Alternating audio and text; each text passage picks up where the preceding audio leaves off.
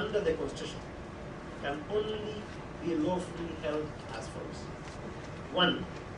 In the year 2012, within 60 days from the date on which the National Coalition is dissolved, a written agreement between the President and Prime Minister in accordance with Section 6B of the National Accord and the Constitution Act 2008, or within 60 days from the date of the term of the National Assembly, which is the 15th of January 2013. The next question to address is which body is entitled to fix the election date. Section 9(1) of the system does not provide for which body or person is to fix the date within the 60 days provided. We are therefore called upon in the circumstances to apply our mind to the provision of Article 259 and decide which of the organs, authorities, and persons are imposed with this authority. In the absence of express authority granted to the President, we are unable to pass such authority. Furthermore, given the primacy of the doctrine of separation of powers inherent in our structure, it will be inconsistent with the objective and purpose of the Constitution to impose such power in the President, Executive, or Legislature. We agree with Counsel for the IEBC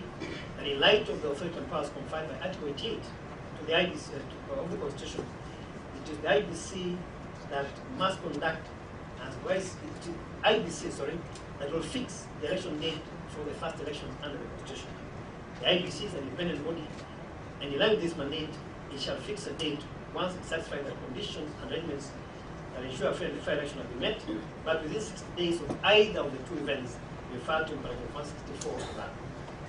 Having found that the first elections shall be held within 60 days from the end of the expiry of the term, the National Assembly, or upon the decision of the Coalition, we hold that it is the third respondent's responsibility, the IEBC, to fix any date within 60 days of the two events. Question number 3, whether there can be an amendment to the Constitution affecting the term of the President without a referendum. We have reproduced Article 255 of the Constitution, and we have said that the second, third, and we have determined that we have jurisdiction to determine this matter, and on two grounds. First, the failure to hold the first elections on a date fixed in accordance with the Constitution would be a threat to the Constitution, and therefore any party is entitled to move the